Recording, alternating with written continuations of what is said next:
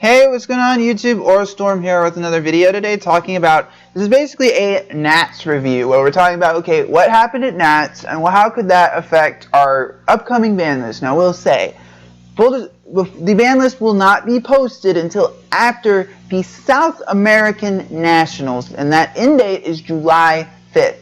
So, our ban list, because Konami likes to see what happens in our Nationals, all our Nationals for TC on the TCG side, meaning in the North American and Europe regions, anything that's basically not Japan or Korea, whenever those Nationals are done, Konami looks at what happened at those Nationals and figures out what decks they're going to hit.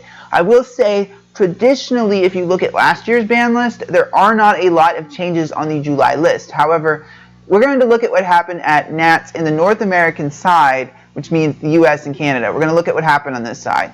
So, the first thing now first off, full disclosure, in the final match we had two Burning Abyss players. Full disclosure. So Burning Abyss did top, which was a little bit surprising to me. I expected Teller Knights to come out and have a similar performance that they had at the 150th YCS. They did not perform so hot this time. I think this is a combination of Clifforts getting their loser turns and them fully being implemented, and that floodgate really slows down Teller Knights. So, however, my thing on why Burning Abyss topped is that Burning Abyss's greatest strength is the fact that it's similar to Infernities. The deck just does not die. You know, it's just like the way the deck. I just think the way the deck's playstyle is designed, how nothing misses timing, and how it's very difficult to keep them from recurring resources without some sort of floodgate. So, the way the deck's playstyle runs, it's very difficult to counter from a opposing perspective without some kind of one-of floodgate to prevent them from getting all their free graveyard advantage. So the fact that Burning Abyss tops does not surprise me. Now, does that mean we could see Burning Abyss hit on the list?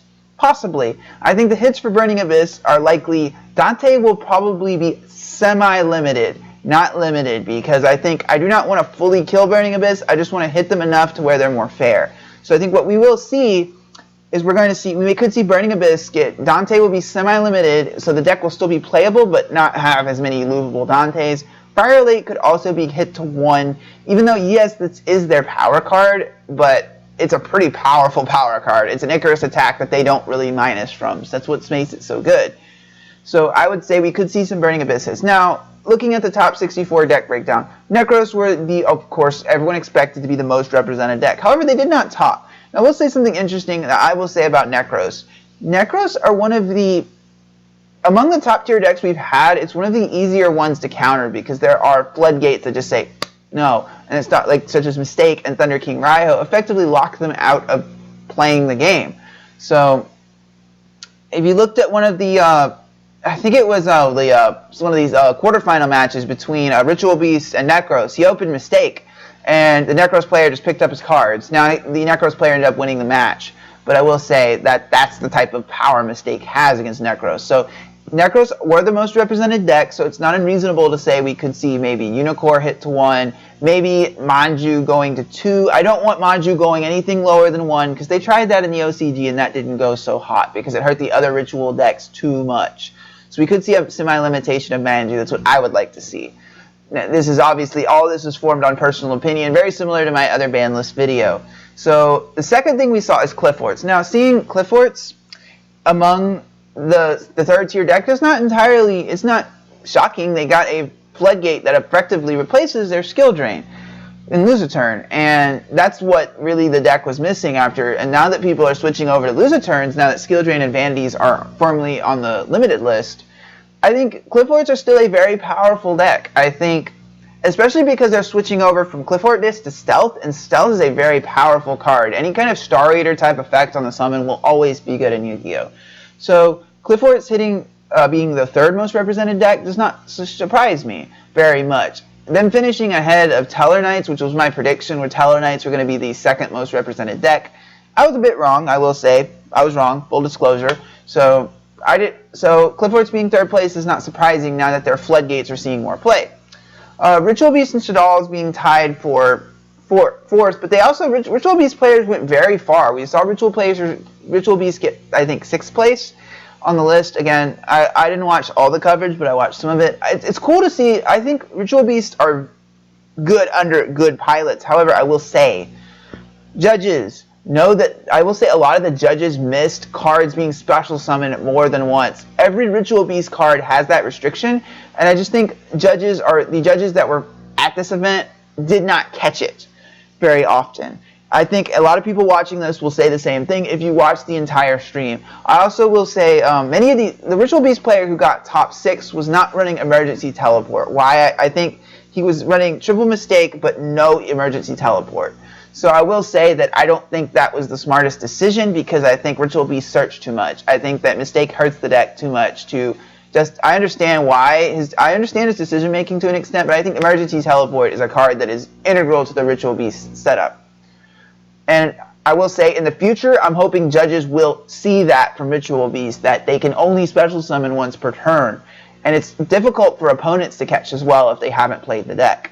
So next we have Shaddolls. Now, personal opinion, I did not think we would see a lot of Shaddolls because of two reasons.